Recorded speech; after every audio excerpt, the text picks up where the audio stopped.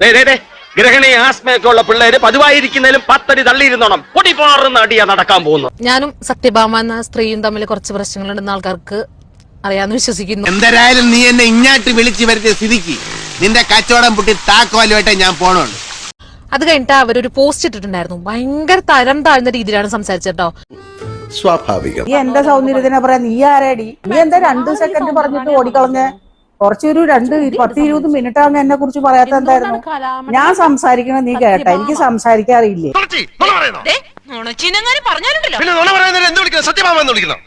ഇങ്ങനെ മനുഷ്യന്മാർക്ക് സംസാരിക്കാൻ പറ്റുന്ന എനിക്ക് സത്യത്തില് ആ സ്ത്രീയുടെ സംസാരം കേട്ടപ്പോഴാണ് എനിക്ക് മനസ്സിലായത്. ഇതൊക്കെ എന്ത് യാതൊരു മുൻപരിചയില്ലാത്ത ഒരു വ്യക്തിയെ എടി പോടി എന്ന് വിളിക്കാൻ ജാതിയുടെയും നിറത്തിന്റെയും മതത്തിന്റെയും അടിസ്ഥാനത്തിൽ പരസ്യമായിട്ട് അപമാനിക്കുന്നു. ഉള്ളില് കാളകൂടം വിഷം നിറച്ച് എല്ലാ വീഡിയോസിലും തുപ്പുന്ന നിങ്ങളെ എന്തായാലും ഞാൻ ഇനി ടീച്ചറെ എന്ന് വിളിക്കാൻ പോകുന്നില്ല. വിദ്യാഭ്യാസം ഉണ്ടെങ്കിലും ബുദ്ധി ഉണ്ടെങ്കിലും സ്വഭാവം കച്ചറായി കഴിഞ്ഞെല്ലാം തീർന്നില്ലേ? 68 വയസ്സിൽ ഞാൻ ഇങ്ങനെ ഇരുന്നാ പോരെ? നീ എന്റെ പ്രായം ആവില്ല. അതിനു മുമ്പ് നീ ചുമരില് തൂങ്ങും മാലയിട്ട്. മരിപ്പിനുള്ള വടയും ചായ ഞാൻ തരുന്നുണ്ട്. ഇപ്പോഴല്ല, പിന്നെ. ടീച്ചറെ എന്ന് വിളിക്കാനുള്ള യാതൊരു യോഗ്യതയും നിങ്ങൾക്ക് എന്തായാലും ഇല്ല. അതുകൊണ്ട് ഞാൻ നിങ്ങളെ വിളിക്കുന്നത് വെപ്പുമുടി സത്യഭാമ എന്നാണ്.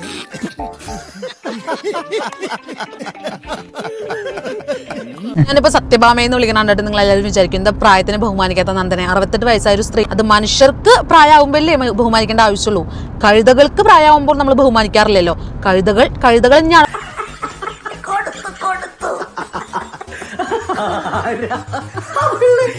കേട്ടാ, എന്നെ ഒന്നും പറയാറായിട്ടില്ല കേട്ടാ, മനസ്സിലായില്ല? നീ എന്നെ പറയാറായിട്ടില്ല. ഈ ലോറി കേറി ഇറങ്ങിയ മോന്തയാണ് നിന്റെ. നീ എന്നെ പറയാറായിട്ടില്ല കേട്ടല്ലടി. ഒരുത്തിയെ ഞാൻ കുറെ ദിവസം മുമ്പ് കൊടുത്തു. ഒരു സീരിയൽ നടി. അവൾ ഏതൊക്കെയാ യൂട്യൂബിൽ കിടന്നുള്ളണ ഒരുത്തി.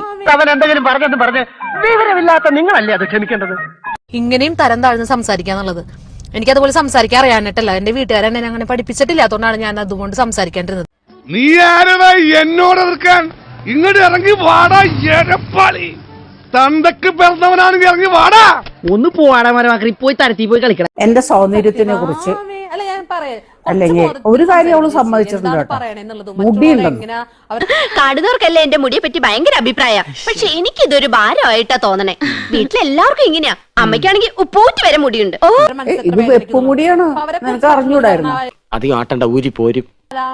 ഇത് വവ്വാല് ചപ്പിയതല്ലേ? ഇതൊക്കെ ഒറിജിനലാ കേട്ടാ. എന്താ? അയ്യോ എന്റെ തലമുടി മാറ്റിക്കാം.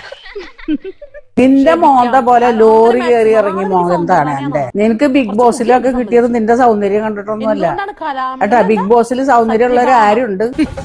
നിനക്ക് പിന്നെ അസുഖമില്ലാത്തോണ്ട് കുഴപ്പമില്ലട്ടാ. സൗന്ദര്യമൊന്നും വേണ്ട. അതിനകത്ത് ചെല്ലുന്ന ഏത് പാർട്ടികളാണ്, ഏത് ലെവലിലുള്ള ആൾക്കാരാന്നൊക്കെ എനിക്കറിയാം കേട്ടാ. നീ പോയതുപോലെ ഇനി പോന്നല്ലോ ബിഗ് ബോസിൽ. നീയാണ് വലിയ സുന്ദരി. എന്റെ മോന് 44 വയസ്സുണ്ട്. നിനക്ക് എത്ര വയസ്സായി? നിന്റെ പ്രായത്തിനൊത്ത് നീ കളിക്കും. പട്ടിയുടെ വാല് 12 കാലം കൊള്ളിട്ടിട്ട് എന്താ കാര്യം? പട്ടിക്ക് കൂടി തോന്നണ്ടേ അത് നിവർത്തിയെടുക്കണോന്ന്? നിനക്ക് എത്ര സമയം സംസാരിക്കണം ഞാൻ നിന്നെ കുറിച്ചല്ല ഏത് സബ്ജക്റ്റും സത്യഭാമ അസലായിട്ട് സംസാരിക്കും. സ്വന്തം ഇഷ്ടത്തിന് തട്ടിവിടുന്ന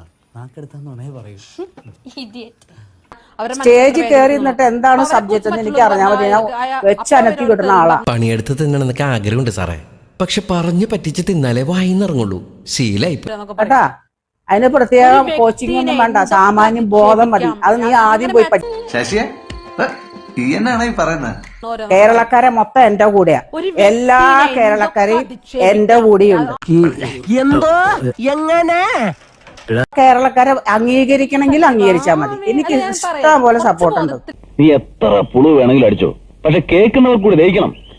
നീ മുടിയുള്ളത് സമ്മതിച്ചിട്ടുണ്ട്. പക്ഷെ നീ സമ്മതിച്ചില്ലെങ്കിൽ എനിക്ക് ഇവിടെ എന്താടി? നീ നിന്റെ കാര്യങ്ങളൊക്കെ നോക്കി ജീവിക്കട്ടാ. തുറന്നു പറയുകയാണെങ്കിൽ നാട്ടുകാർക്കെല്ലാം നിങ്ങളെ പറ്റി വളരെ മോശം അഭിപ്രായമാണ്.